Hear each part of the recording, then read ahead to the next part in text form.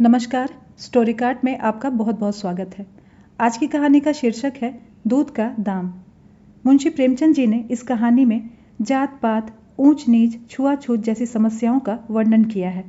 इसमें बताया गया है कि किस प्रकार गरीब लोग अमीरों द्वारा सताए जाते हैं। दूध का दाम कहानी गरीबों के प्रति समाज के रवैये को प्रदर्शित करता है, जिसमें बताया गया है कि कैसे गरीबों को अपनी सेवा का फल तिरस्कार के रूप में मिलता है और उसे दुनिया भर की ठोकर खानी पड़ती है। इस कहानी में मुंशी जी ने दिखाया है कि कोई इंसान कितना स्वार्थी हो सकता है। जब जरूरत पड़ी तो ऊंची जाति के लोग एक अछूत का दूध तक अपने बच्चे को पिलाने के लिए तैयार हो गए, लेकिन मतलब पूरा होने के बाद वो उसके साथ एक अछूत की तरह ही व्यवहार करने लगे। तो आइए सुनते हैं मुंशी प्रेमचंद जी की कहानी दूध का दाम।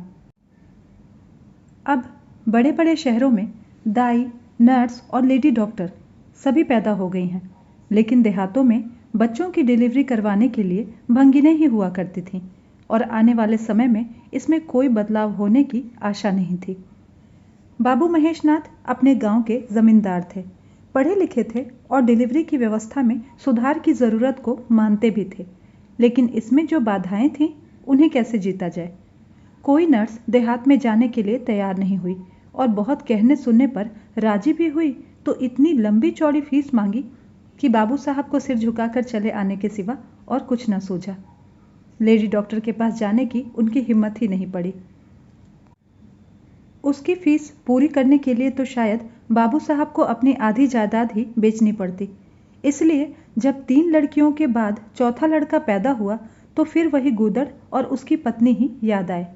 बच्चे अक्सर रात को ही पैदा होते हैं। एक दिन आधी रात को चपरासी ने गूदड़ के दरवाजे पर ऐसी आवाज़ लगाई कि पास पड़ोस के लोग भी जाग गए। भाई लड़की का जन्म तो हुआ नहीं था जो मरी हुई आवाज़ से पुकारता। गूदड़ के घर में इस शुभ मौके के लिए महीनों से तैयारी हो रही थी। डर था तो यही कि फिर बेटी ना हो जाए, नहीं तो वही बंधा हुआ 500 रुपये और एक साड़ी मिलकर रह जाएगी। इस बारे में पति पत्नी में कितनी ही बार झगड़ा हो चुका था, शर्त लग चुकी थी। पत्नी कहती, अब की अगर बेटा ना हुआ तो मुंह ना दिखाऊं। हाँ हाँ, मुंह ना दिखाऊं, सारे लक्षण बेटे के हैं। और गूदड़ कहता, देख लेना, बेटी होगी और बीच खेत बेटी ही होगी।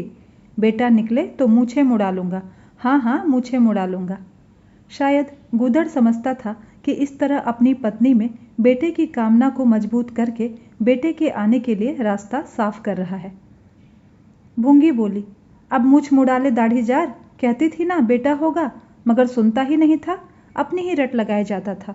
मैं आज ही तेरे मूछें मुड़ूंगी।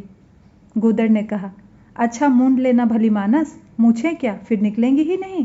तीसरे दिन देख लेना, फिर जैसी की तैसी होंगी, मगर जो कुछ मिलेगा उसमें आधा मैं रख लूंगा, कहे देता हूं। भूंगी ने अंगूठा दिखाया और अपने 3 महीने के बच्चे को गूदड़ के हवाले करके चपरासी के साथ चल पड़ी। गूदड़ ने पुकारा, अरे सुन तो, कहाँ भागी जाती है, मुझे भी बधाई बजाने जाना पड़ेगा, इसे कौन संभालेगा। भूंगी ने दूर से ही कहा, इसे वहीं जमीन पर सुला देना, मैं आकर दूध पिला दूंगी। महेशनाथ के यहाँ अब भूंगी की खूब खातिरदारी होने लगी। सुबह हरीरा मिलता, दोपहर को पूड़ियाँ और हलवा, शाम और रात को गूदड़ को भी भरपूर खाना मिलता था।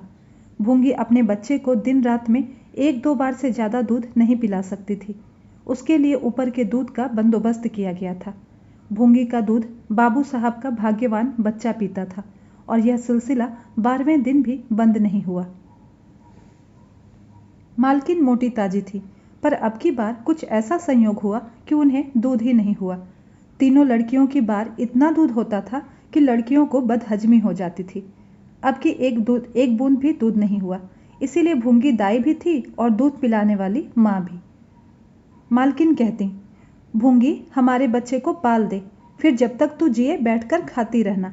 5 बीघे जमीन की माफ़ी दिलवा दूंगी, नाती पोते तक चैन करेंगे। और भूंगी का लाडला ऊपर का दूध हजम न कर सकने के कारण बार बार उल्टी कर देता और दिन प्रतिदिन दुबला होता जाता था। भूंगी कहती, बहू जी मुंडन में चूड़े लूंगी, कह देती हूँ। बहू जी जवाब देती, हाँ हाँ चूड़े लेना भाई, धमकाती क्यों है, चांदी के लेगी या सोने के। वाह बहू जी, चांदी के चूड़े पहन के किसे मुंह दिखाऊंगी? क्या हंसी नहीं उड़ेगी? अच्छा, सोने के लेना भाई, कह तो दिया। और शादी में गले की माला लूंगी, और चौधरी गुदड़ के लिए हाथों के कड़े, वह भी ले लेना, भगवान वह दिन तो दिखाएं। घर में मालकिन के बाद भूंगी का राज चलता था। महाराज, नौकर चाकर सब उसका रोब मानते थे। यहाँ तक कि खुद बहू जी भी उससे दब जाती थी। एक बार तो उसने महेश नाथ को भी डांटा था, लेकिन वो हंसकर टाल गए। बात चली थी भूंगियों की। महेश नाथ ने कहा था, दुनिया में चाहे कुछ हो जाए, भंगी तो भंगी ही रहेंगे, इन्हें आदमी बनाना बड़ा मुश्किल है। इस पर भंगी ने कहा था, मालिक, भंगी तो बड़े बड़ों को आदमी बनाते हैं, उन्हें कोई क्या आदमी बनाएगा? यह गुस्ताखी करके किसी दूसरे मौके पर भला भूंगी क्या बच सकती थी? लेकिन आज बाबू साहब ठठाकर हंसे और बोले, भूंगी, बात तो तू बड़े पते की कहती है। भूंगी का राज साल भर से ज्यादा न चल सका। देवताओं ने बच्चे को भंगिन का दूध पिलाने पर आपत्ति की। मोटेराम शास्त्री तो प्रायश्चित करने के लिए कहने लगे। बच्चे का दूध तो छुड़ा दिया गया, लेकिन प्रायश्चित की बात हंसी में उड़ गई। महेशनाथ ने फटकार कर कहा, प्रायश्चित की खूब कही शास्त्री जी, कल तक उसी भंगिन का खून पीकर पला, अब उसमें झूठ घुस गई। वाह रे आपका धर्म। शास्त्री जी अपने सिर की चोटी यानी शिखा फटकार कर बोले, यह सच है, वह कल तक भंगिन का खून पीकर पला, मांस खाकर पला, यह भी सच है, लेकिन कल की बात कल थी, आज की बात आज। जगन्नाथपुरी में छूत अछूत सब एक लाइन में खाते हैं, पर यहाँ तो नहीं खा सकते। बीमारी में तो हम भी कपड़े पहनकर खा लेते हैं, खिचड़ी तक खा लेते हैं बाबूजी, लेकिन ठीक हो जाने पर तो नियम का पालन करना ही पड़ता है। मुश्किल के वक्त की बात ही अलग होती है।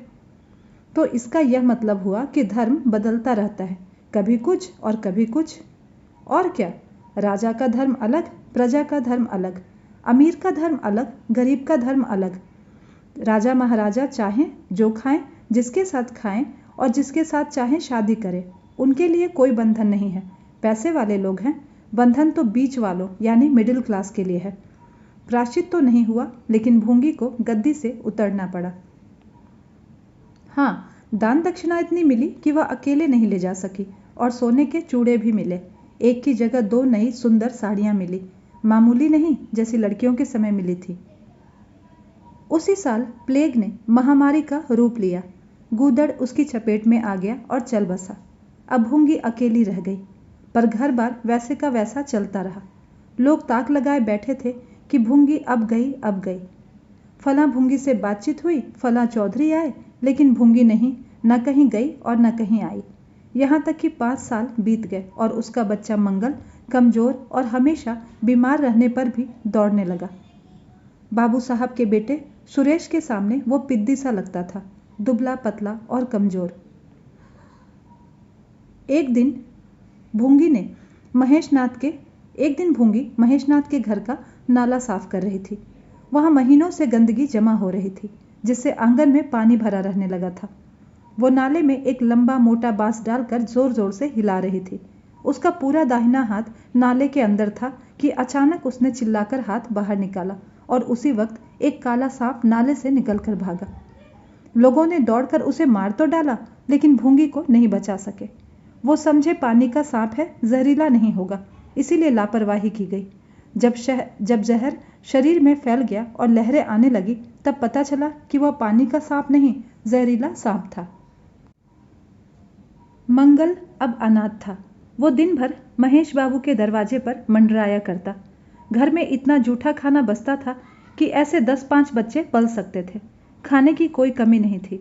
हाँ, उसे तब जरूर बुरा लगता था जब उसे मिट्टी के बर्तनों में ऊपर से खाना दिया जाता था। सब लोग अच्छे अच्छे बर्तनों में खाते थे और उसके लिए मिट्टी के बर्तन। वैसे तो उसे इस भेदभाव का बिल्कुल ज्ञान नहीं था, लेकिन गांव के लड़के चिढ़ा चिढ़ाकर उसका अपमान करते रहते थे। कोई उसे अपने साथ खेलने भी नहीं देता था। यहाँ तक कि जिस बिस्तर पर वह सोता था वह भी अछूत था। मकान के सामने एक नीम का पेड़ था, इसी के नीचे मंगल का डेरा था। एक फटा सा बिस्तर का टुकड़ा, 2 मिट्टी के बर्तन और एक धोती जो सुरेश बाबू की उतरन थी। ठंड, गर्मी, बरसात, हर एक मौसम में वह जगह एक जैसी रहती थी, और भाग्य का बली मंगल झुलसती हुई लू, कपकपाने वाली सर्दी और तेज बारिश में भी जिंदा और पहले से कहीं अधिक स्वस्थ था। बस उसका कोई अपना था तो गांव का एक कुत्ता, जो दूसरे कुत्तों के जुल्म से दुखी होकर मंगल की शरण में आ गया था। दोनों ही एक साथ खाना खाते, एक ही बिस्तर पर सोते, तबीयत भी दोनों की एक सी रहती थी और दोनों एक दूसरे के स्वभाव को भी जान गए थे। उनके बीच आपस में कभी झगड़ा नहीं होता। गांव के धर्मात्मा लोग बाबू साहब की इस उदारता पर आश्चर्य करते। ठीक दरवाजे के सामने 50 हाथ भी नहीं होगा मंगल का पड़ा रहना उन्हें 16 आने धर्म के खिलाफ लगता था।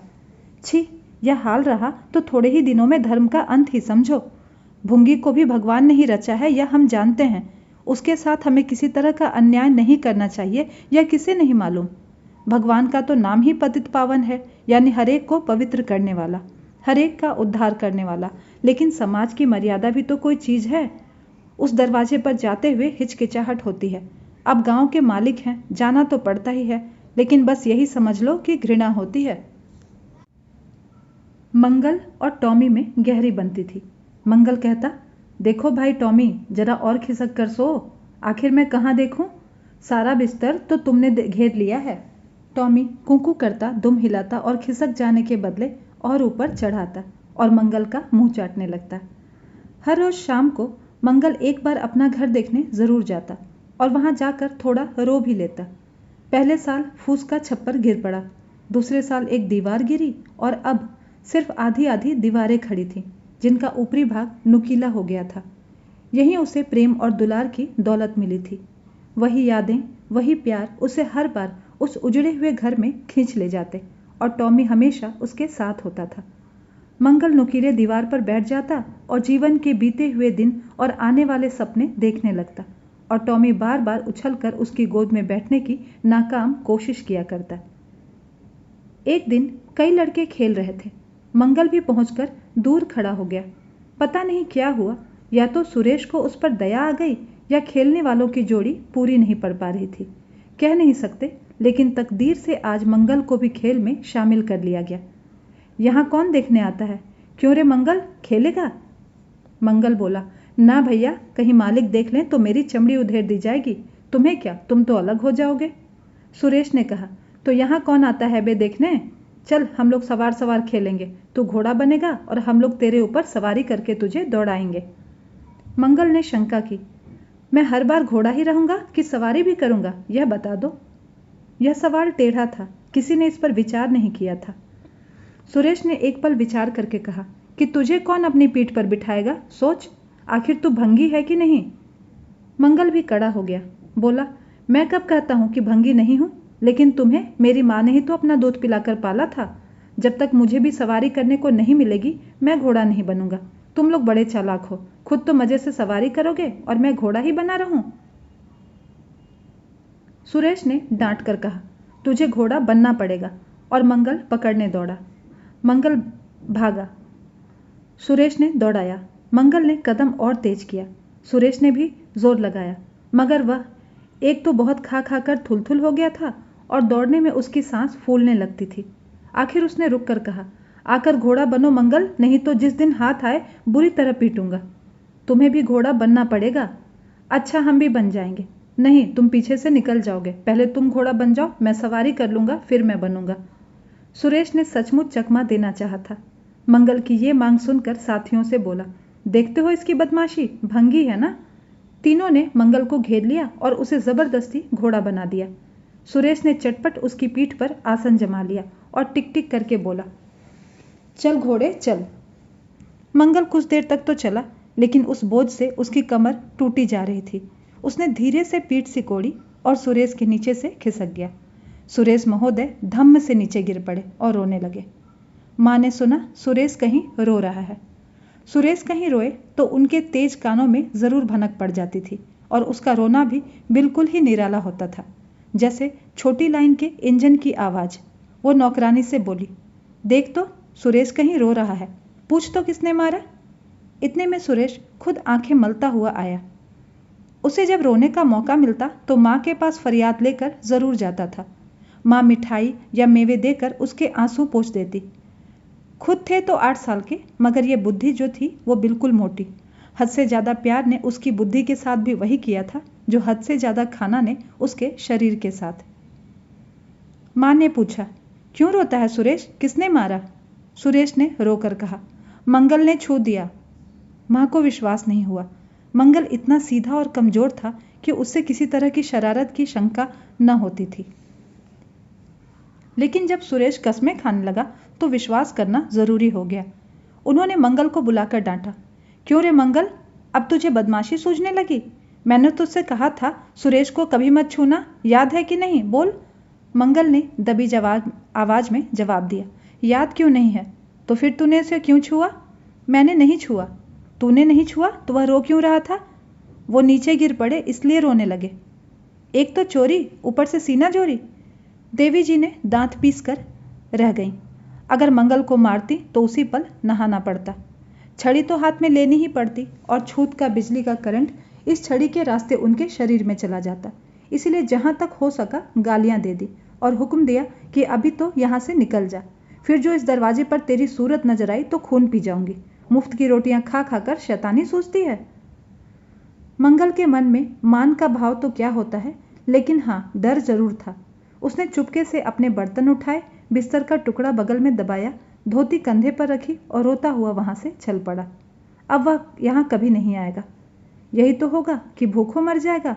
क्या हर्ज है, इस तरह जीने से फायदा ही क्या? गांव में उसके लिए अब कहीं और ठिकाना नहीं था। भंगी को भला कौन पनाह देता?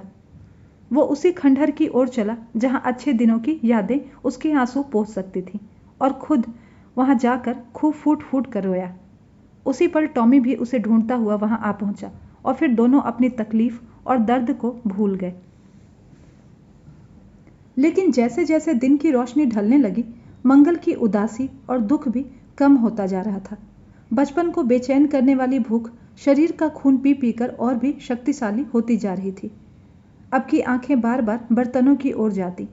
वहां अब तक सुरेश की जूठी मिठाइयां मिल गई होती, यहाँ क्या धूल फाके? उसने टॉमी से सलाह की। खाओगे क्या टॉमी? मैं तो भूखा लेटा रहूंगा। टॉमी ने कूकू करके शायद कहा कि इस तरह का अपमान तो जिंदगी भर सहना है। यो हिम्मत हारोगे तो कैसे काम चलेगा? मुझे देखो ना, कभी किसी ने डंडा मारा, चिल्ला उठा, फिर जरा देर में दुम हिलाता हुआ उसके पास जा पहुंचा। हम और तुम दोनों बने ही इसलिए हैं। मंगल ने कहा। तो तुम जाओ, मैं नहीं जाता। तो मैं भी नहीं जाता। जो कुछ मिले खा लो, मेरी परवाह ना करो। टॉमी ने अपने कुत्ते की भाषा में कहा। अकेला नहीं जाता, तुम्हें साथ लेकर चलूंगा।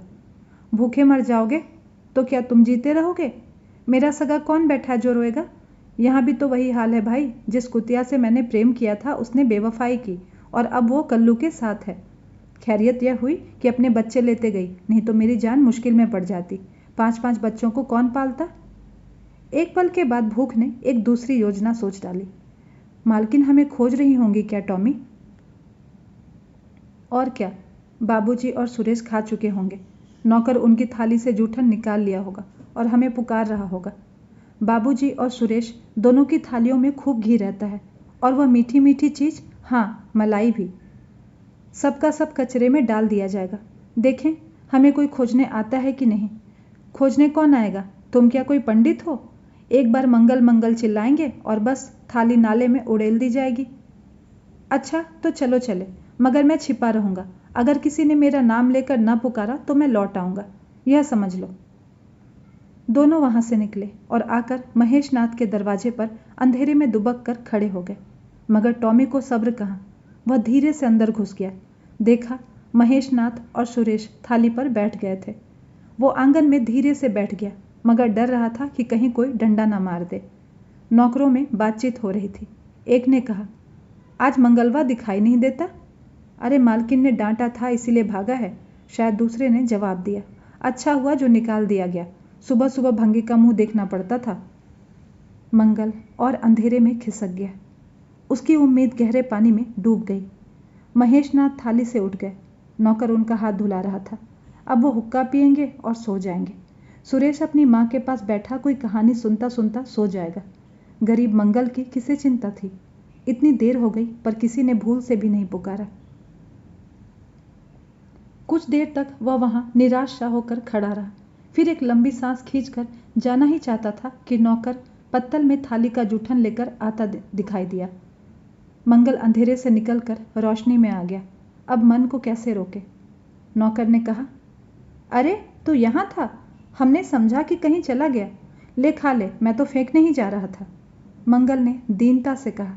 मैं तो बड़ी देर से यहाँ खड़ा था, तो बोला क्यों नहीं? मारे डर के। अच्छा ले खा ले। उसने पत्तल को ऊपर उठाकर मंगल के फैले हुए हाथों में डाल दिया। मंगल ने उसकी ओर ऐसी आंखों से देखा जिसमें बेबसी और आभार भरा हुआ था। टॉमी भी अंदर से निकल आया था। दोनों वहीं नीम के नीचे पत्तल में खाने लगे। मंगल ने एक हाथ से टॉमी का सिर सहलाकर कहा, देखा, पेट की आग ऐसी होती है। यह लात की मारी हुई रोटियां भी नहीं मिलती तो क्या करते? टॉमी ने दुम हिला दी। सुरेश को अम्मा ने पाला था। टॉमी ने फिर दुम हिलाई। लोग कहते हैं दूध का दाम कोई नहीं चुका सकता, और मुझे दूध का यह दाम मिल रहा है। टॉमी ने फिर से दुम हिलाई। तो दोस्तों, ये थी मुंशी प्रेमचंद जी की कहानी दूध का दाम। अगर आपको ये कहानी अच्छी लगी है तो ज़रूर लाइक कीजिए और ऐसी ढेरों कहानी